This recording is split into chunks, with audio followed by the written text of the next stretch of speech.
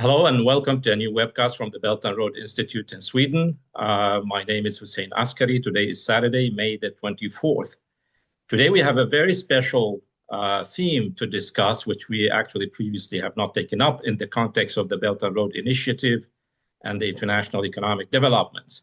And this is the role of nuclear power in fueling international and global economy, but also if it will become the fuel for the Belt and Road Initiative. Now, everybody knows that China is a world champion in solar and wind power generation. But there are other areas that are less known where China is becoming the world champion, like in space technology, space exploration, but also in the nuclear sector, both the conventional nuclear, but also the future fusion power research and development. China has currently 58 operating nuclear reactors of the large scale, around 1,000 megawatts. These are the typical ones.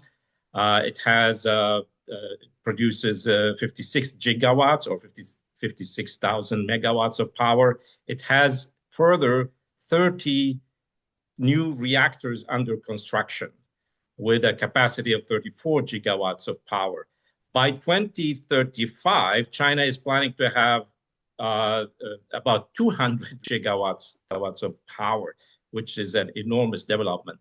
What this means is not only that China will have a big nuclear power capacity, China will also be developing the technology and the exploration of new technologies and new methods and new techniques. We all know that the United States, for example, was a pioneer in the world in exploring the frontiers of technology, of knowledge, and exploration. But the United States and the West have been losing that capacity in the previous decades, and China is picking it up. Now, besides the conventional discussion about the conventional nuclear capacities China is building, there has been a few real big breakthroughs which are less known to the public and even to a certain way to experts. And to discuss that, we have with us today Mr. Henry Tillman. He is the founder and chairman of, among other companies, of the China Investment Research, a UK-based company, a consultancy. And we are very happy that he could dedicate some time of his busy schedule to share his thoughts with us. Welcome, Henry.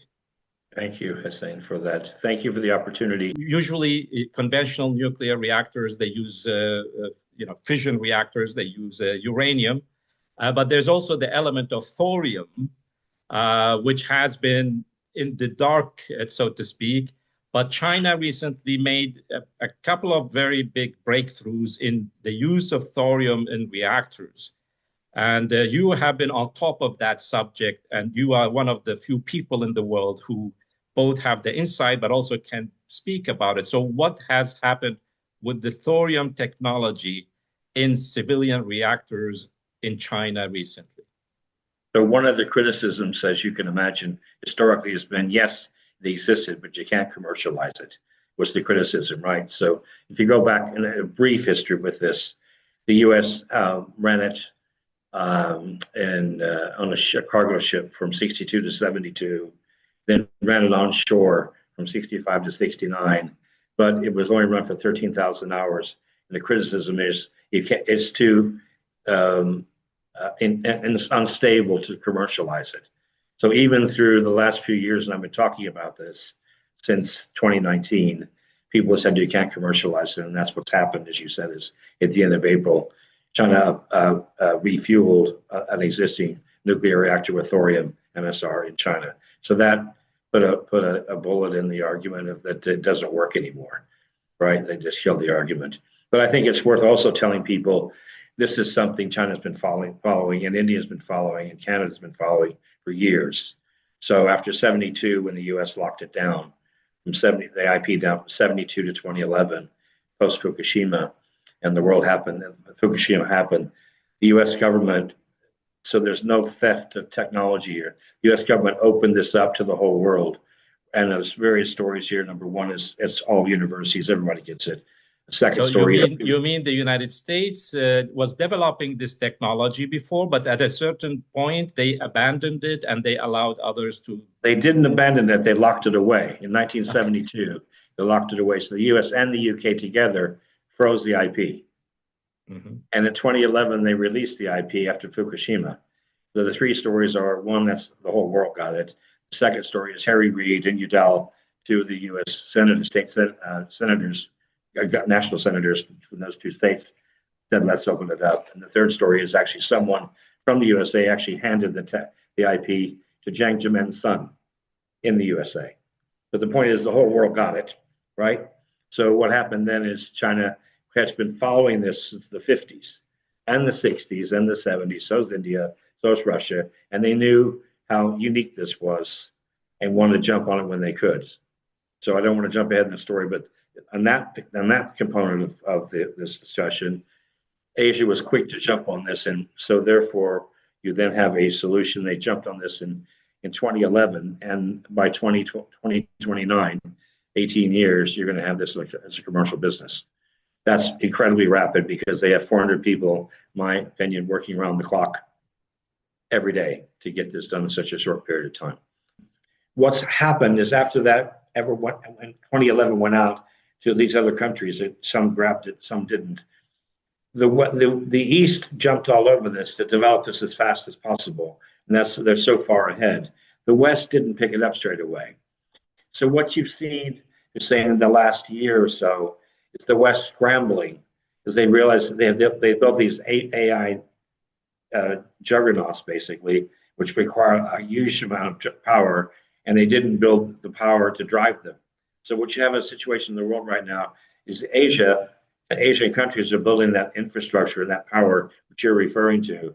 Yes, and the West needs it much more than that. So there's a huge scramble of how fast the West can now, after waiting all these years, to say we need to do this, now to scramble to try and fill the gap. So it's quite an interesting situation where the East knew what was in there for years. They studied it before it was locked down and jumped all over it.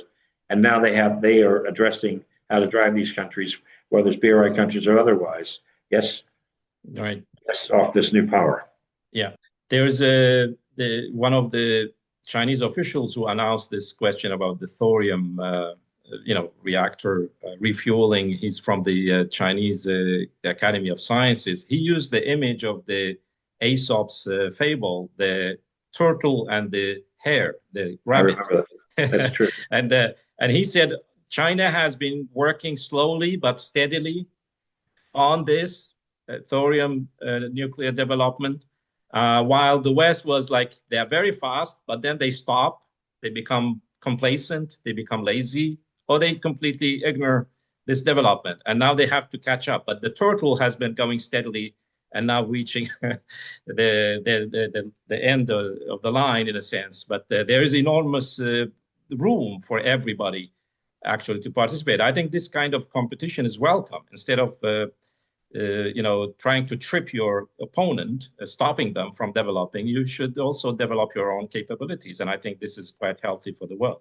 isn't it? So to pick up your point, yes, he did use the term, sometimes a rabbit gets lazy, I think is the term he used, actually. It's quite appropriate. So it did exist before. It was functional before. It was locked down for 50 years. And then everyone, when it became free, the Asians jumped all over us to move it forward very quickly. That's one piece of it. The second piece, just to be clear, there's another uranium-based SMR called 111, and that will be SMRs. The SMRs are small modular reactors. Yes, thank you. Sorry, I'm so close to it. You're right. Okay. Thank you for that. I get stuck in this actually. Sorry. Thanks for the help. But China jumped all over that as well. So that'll be functional commercial in 26. And the big reactor, thorium's functional by 29. This is years ahead of the West. And the West all knows this. Yes, those are all two things that are unique to China. Yes? Yeah. The advantage of the small modular reactors is that they can be produced rather quickly on conveyor belts. They can be deployed very easily. because these very large nuclear power plants, they need enormous preparations. They need many environmental and other studies and security aspects, and they cost very much. So here in Sweden, we have been blessed to have very early on, which is one of the reasons for industrialization in Sweden. Not only we had hydropower at the beginning of the industrialization, but then after World War II, there was enormous investment in large nuclear power plants. But then here in Sweden, we abandoned that process.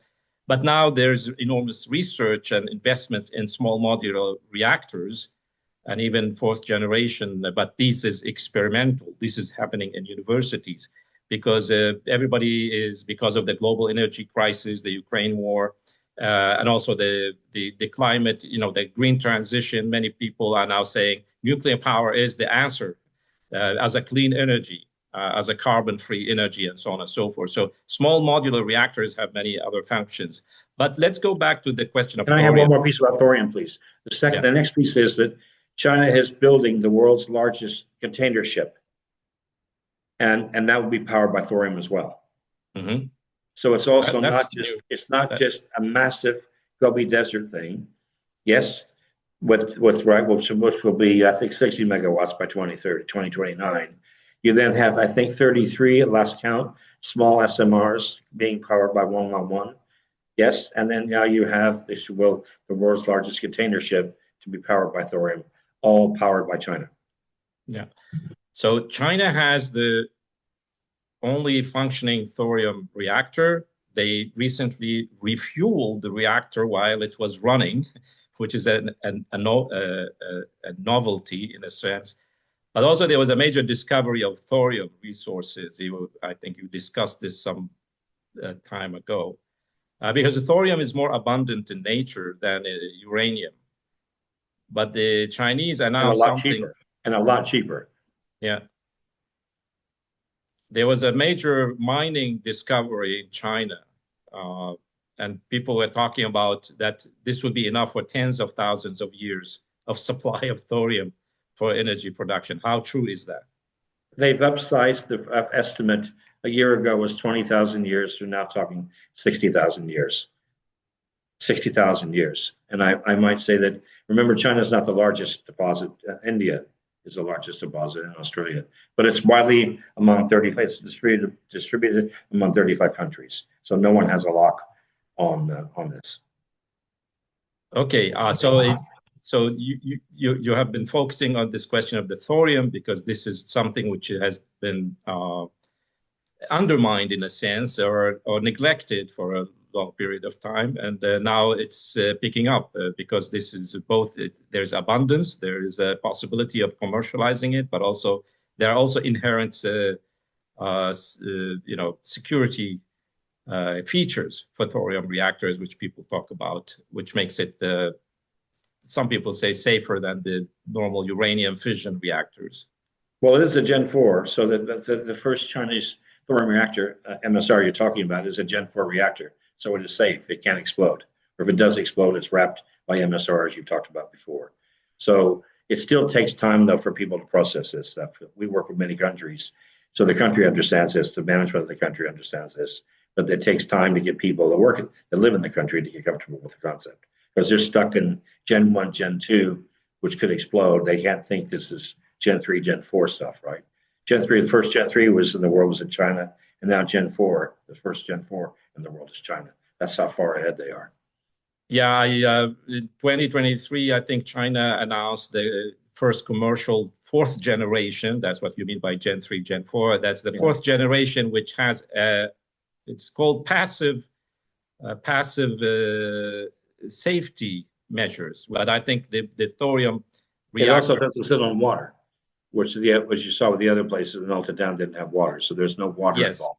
Yes, there's no water involved. And the thorium reactor you're referring to, it uses molten salt as both as a cooler, a coolant, but also as a carrier of the fuel itself. I mean, sodium chloride, table salt, if it's heated to 801 degrees, I tried to figure out what that means.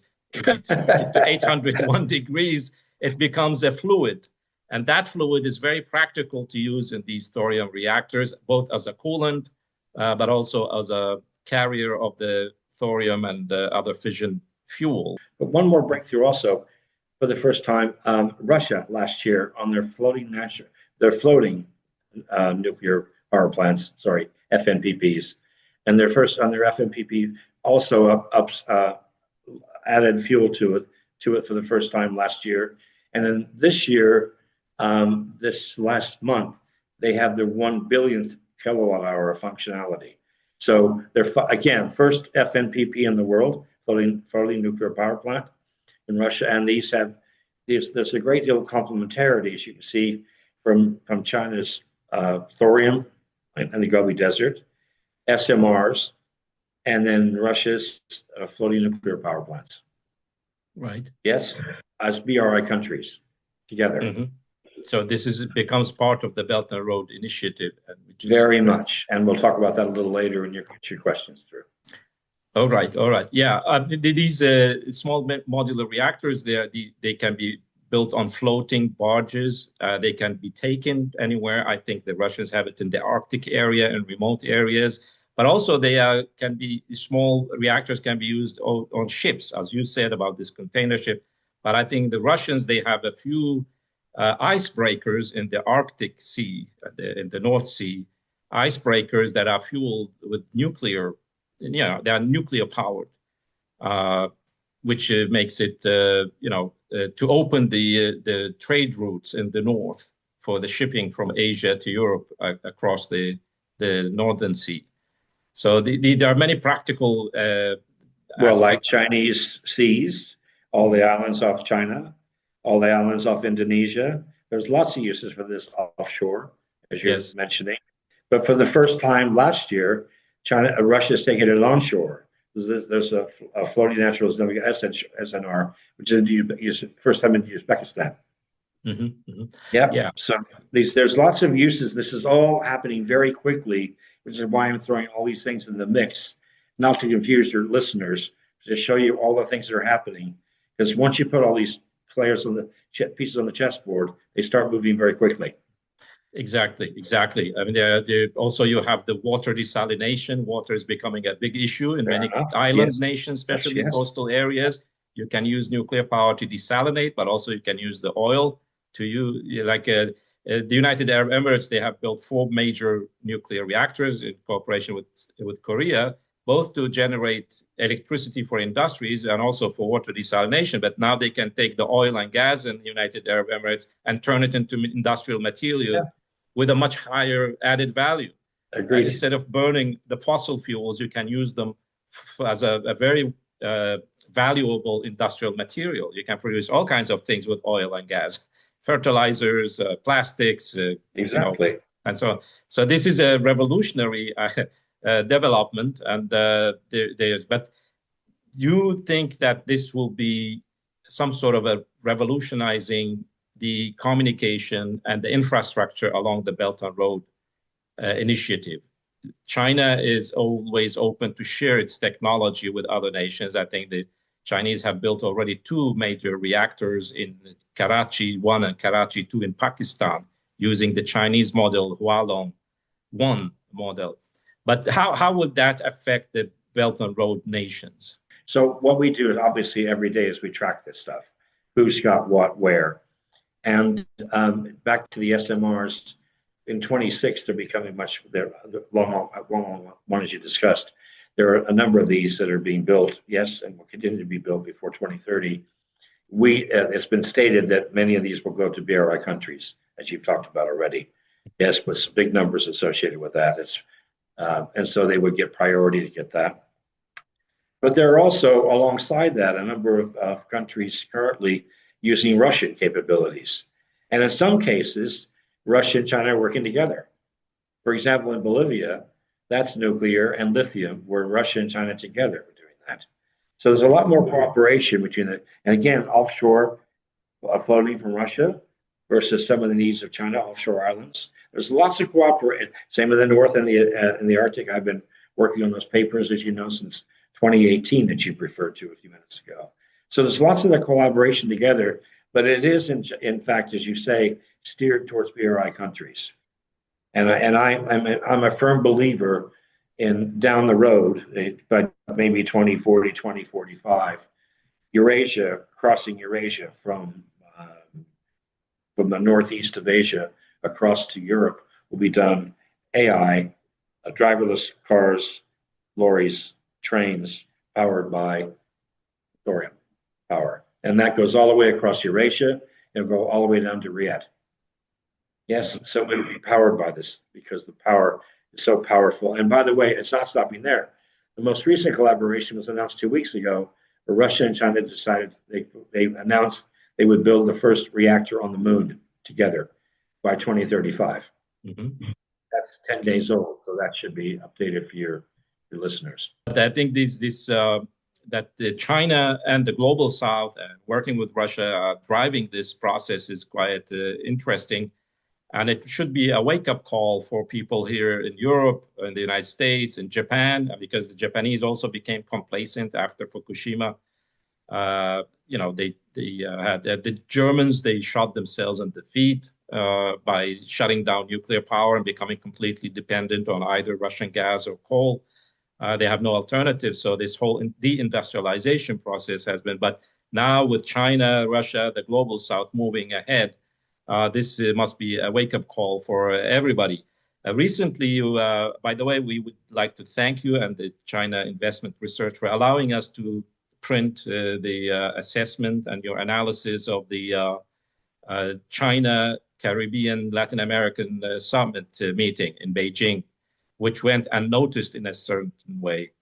And we got very good feedback from people, including from Latin America, who thought that your work was quite informative because you enlist all the cooperation areas, both current and future areas of development. But there is a nuclear aspect, as I think you hinted at it, both for the China, Latin America, and Caribbean. As everybody knows, that the United States is worried that China is becoming very active in its backyard, but I don't think this should be considered a threat. But what kind of cooperation is going on between China and Latin America and the Caribbean in this area? Yes, well, I mentioned Bolivia, where both countries are involved, but I'd say the biggest one of note public is Argentina, with the major nuclear reactor from 2022. I'm not sure in the current administration of Argentina that would carry on for the reasons you already know. But I am very aware that there are many discussions about SMRs from any point south of Los Angeles all the way down about possibilities of working with them, right? And as you saw the piece that we wrote, the transformation of Nicaragua, yes, in the last year and a half is extraordinary what's happening there, as you rightfully point out by our research. So I see several places where it could work, but these are SMRs, and these are private discussions, but we only list what's public in what we gave you, but we're aware because of our job of who's talking to whom about what levels, and that's not, and that can be several countries in Latin America, but I think it's also fair to say with 22 out of the 33 countries now members from 23 now with Colombia, the 33 countries south of the U.S. That's a pretty big change in 20 years, huh? Right. They are members in the Belt and Road Initiative. Yes. Yeah. Extraordinary change, yeah. And many of those, by the way, used to be supporters of Taiwan and no longer are part of Taiwan. So these are massive changes. So I think it's fair to say people that run these countries in those countries below there don't want to be much more public in their thinking. But I can assure you they are all thinking of their options. And of course, the only two options right now that are functional, and it's not just there, Hussein, it's also Asia. We just did these two pieces. I think you saw them before. Of the ASEAN countries, we did a piece, this was 2 months ago. 3 of the ASEAN countries have moved immediately to this stuff. So you have Singapore said, let's go nuclear, let's go SMR. We were shocked in a short period of time. Malaysia said this. We met with the Prime Minister. It's 10 years to build it. We're going to go nuclear. Vietnam and Myanmar signed up Russia. This is all moving so quickly. Yes, and then I think the piece we just gave you 2 weeks ago showed we usually do quarterly reports and what's happening per quarter. We've seen in this Q2. We've seen 7 Asian countries progress specific developments in nuclear in half a quarter, 45 days. Conversely, in the West, we saw Ontario authorize building one SMR as part of a 4 SMR grouping. And an irony of all ironies, one of the leading SMRs in the world with thorium is called Copenhagen Atomics to help the world. We like the company very much. Yet Denmark still has a 40-year block on the nuclear. Mm-hmm. So Copenhagen Atomics is actually helping the world, and actually agriculture you just talked about in Indonesia. But Denmark itself is still locked down. So all the things I just told you in 45 days is extraordinary. In an Asian countries, many islands, and they're still taking this risk, right? They think. We have had a taboo on nuclear power thinking, but in the recent years, because of, as I said, the energy crisis, the war in Ukraine, the sanctions on Russia, that everybody's now realizing that we have this source of clean energy, intensive energy, which is very important for industrial processes, for all kinds of things.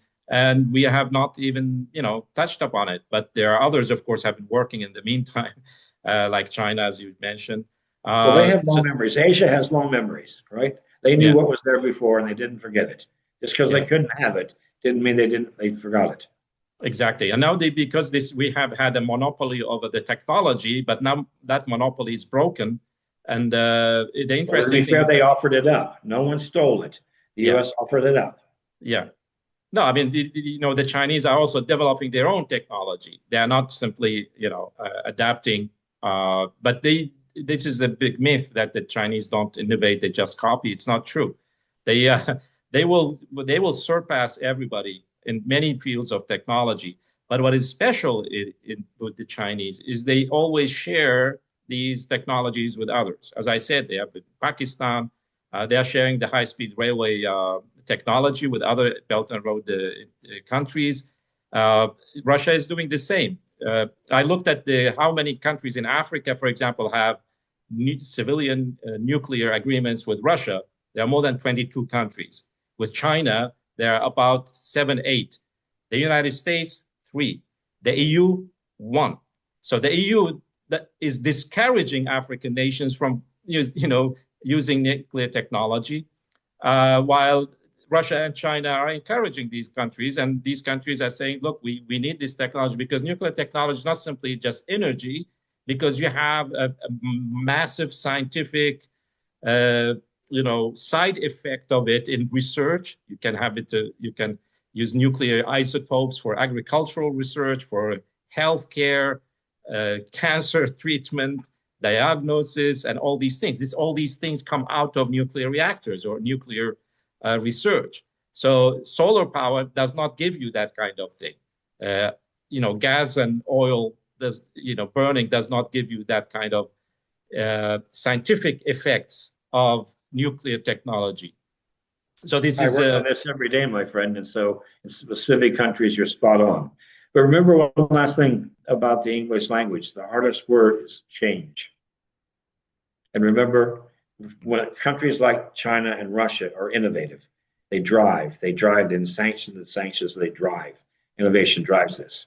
So your mentality is one of innovation or survival. Yes, we have to do this to survive, i.e. the chips and Huawei. Fantastic story, right? Yeah. But not everyone thinks that way anymore. So the ones that have it, drive it. But it's so difficult to change people. It takes time. And when those countries that have that mentality will push it, as you're seeing. Yeah. And when it catches fire, it goes much quicker. It's accelerated. That's what's happening now. It's just extraordinary. As I told you, we've never done a half quarter. We do a half a quarter now in developments in nuclear. It's ridiculous. Mm-hmm. But it's all Asia. It's all emerging markets. Right. Not the West. Yeah, because it takes time to get that capacity. What's happening, right? But I can assure you, there are queues all over the world for this stuff, and China's been working on this backlog and who gets what for a number of years in those SMRs, right? Yeah. And also when they're all fully go in at 100 megs in per SMR by 2029, 2030. Mm-hmm. They're covering Yeah, over 30 countries, right? And the development of giving this stuff. yeah. Did you? I mean, I advise people to read your newsletters and follow your work. But have you looked at the question of financing, of their financial resources for this kind of developments? But also, to build all these SMRs, all these nuclear, it needs also enormous amounts of steel and steel technology and other machinery, machine tooling, all these things. You cannot just decide to build a nuclear reactor. For example, Finland wanted to build a nuclear reactor, but they cannot build it. They have to import all parts and technologies from many different countries. But the Chinese seem to have domestically built up the supply chain for such an industry, so they can get all the components quickly on a conveyor belt and start building these. So there's they've been working on this since 2000. This is 2011, and the SMRs since 2008. So they're pretty well focused on what they want to do. Mm-hmm. But and the same with Russia. But if you pick up your other question about financing, we're in that business. So what we're seeing is that I think the most recent numbers we do track this. There are 80 different manufacturers of SMRs in 18 different countries. Mm-hmm. And what we've seen is explosive amounts of private equity looking at this stuff, right? For numerically, right? So you've just seen a fund just launched in Copenhagen, Fund 92, just in the last couple of months. But a number of these countries, a number of these SMRs are now type Series A, Series B. There's plenty of private equity chasing this, and unfortunately, my words, not somebody else's, the stocks are trading on this. The public stocks that are public in the West are trading on this expectation, which is not going to have revenues before 31, 32. So that's very brave of some people to pile into this stuff, knowing there's no revenues for quite a while. Right. There's one advantage China has is that the state has a lot of money and they can finance this kind of thing without any problems. And they can also mobilize enormous human resources, universities, think tanks, research centers, every kind of resources at their disposal. Same in Russia, right? Rosatom is their world leader. Mm-hmm. Rosatom has done, it's a commercial company. It's worth $20 billion. Outstanding. You did some of the statistics you just did with Africa. That's Rosatom. Same with Asia, Rosatom, public company. They've done very, very well out of this. Mm-hmm. Yeah, but there aren't many like that, as you rightfully point out. But it's being driven from the top. Right. Oh, this is a fascinating development. What does the future hold for this? I just stay tuned. It's going to keep rolling out. I think it's going to be exponential growth. Yes, for the next 10 years. Yes, I mean just very broader. It will be. You saw the discussions last night in Washington about they're going to refocus on this, but they're so far behind. They've had to reopen to plug the gap on the AI gap. They've had to reopen two of their closed reactors, including 3 Mile Island. Mm-hmm. It's been reopened. So yes, there's a desperation to get this done, but it takes a long time. As you see, the reactor for the Gobi Desert is 5 years to launch in 25. It takes even with all that set up with 15 years investments and roughly $6 billion is my estimate of total purchase to build this. It still takes a lot. That's the turtle. That's the turtle. I would say building a nuclear power plant 10 years is not exactly a turtle because they did it in 10 years. That's no, I mean the process involved. You have to work a long time to get it right, and then as soon as you manage it and you get all the aspects, you understand all the aspects, then you can accelerate. As I said, these small modular reactors, you can produce them on a conveyor belt. Here in Sweden, actually, even in Denmark, there were ideas that instead of shipping, because the shipping industry was going down, that the shipyards will be used as conveyor belts to build these small modular reactors. There are many people who had ideas to use the shipyards to produce these small reactors on a, like a conveyor belt basis. So serial, because as soon as you have the design, you have the materials and the supply chains and the technology in place, then you can just repeat the process. It's like producing cars, but this is a bit more sophisticated process. It's a lot of security issues and so on. But it's not different. But to reach that critical moment, you need to make enormous efforts. And this is the conundrum the West has, because the need is now, and you can't just build them now, as you rightfully point out. Yes? Yeah, exactly. So that's a mad scramble. Yeah. No, I think, as I said earlier, this might kick a healthy competition for scientific, technological research rather than trade wars. And why not cooperate with China and Russia? Hopefully, we have a peace settlement in Ukraine. But why not work with the nations who have reached advanced stages, and we can share the technology and the benefits of that for the sake of all humanity? Great idea. I think, in fact, I believe the nuclear plant in Ukraine is subject to who gets to manage what. I understand the U.S. wants a piece of that, managing that. So I'm not involved in that discussion, nor do I want to be, but it's it's happening where people can work together. There it is, right? Yeah. No, I mean, instead of scrambling and fighting over a pie, and a small pie, we need to, as the Chinese say, to make the pie bigger, make many pies, and share that together, because the only resource which is not limited in nature is human knowledge. And the more we consume of knowledge, the bigger it becomes, ironically. So it's an unending source, which is very, scarcely used, like thinking. It's the underlying message of the Belt and Road. Exactly. The Belt and Road and the idea of a community of a shared future for mankind is very, very crucial. This is a win-win kind of cooperation, which very few people in the West understand, because we are ideologically conditioned to believe in zero-sum games. Somebody wins, somebody loses. That's the nature of things. But I think we need to learn something from the Asians. Well, there are situations where both sides can win. But we should stop thinking about this zero-sum issue and other prejudices and problems we have had in the West. Well, if you don't, it'll be interesting to see 5 years from now. It'll be really. Just assume. Let's say it goes the way it is currently going. The West could be in a real problem 3 or 5 years, because the power we're talking about that's all going to come through in China and in Russia. It can't be blocked, even though the Senate wants to try and block it. I can't see that happening, because, as you said, the supply chains are in their own country. So let's see what happens. It could be very interesting. There are a number of Western parties, including in the UK here. Core Power itself is talking about what you're talking about, which is using U.S. Ports basically to build shipment places to build local SMRs. But let's see. Let's just see what happens. Right now, the trajectory is with Russia and China and all the friends along the Belt and Road for now.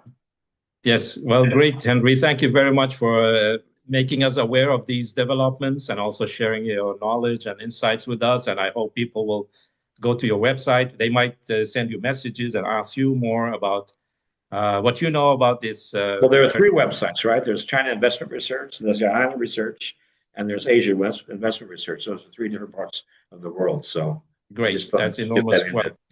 You've got to use all 3 actually to get there. Yes. We will post the website addresses for these 3 different sites. Also, the article I mentioned about the China, Latin America, Caribbean Summit. But people can click on the address and visit your websites. It will be in the description of this video. Thank you for the opportunity to present, because the more we educate, the better it is. There's just no one in the West giving us the opportunity to share these details, because sometimes the facts we tell them aren't exactly the stories they're hearing. Yeah, that's a great. We are happy to. We appreciate that you could be with us today. Thank you very much, Henry. Thank you, Hussein, as ever. Okay, all the best. Thank you.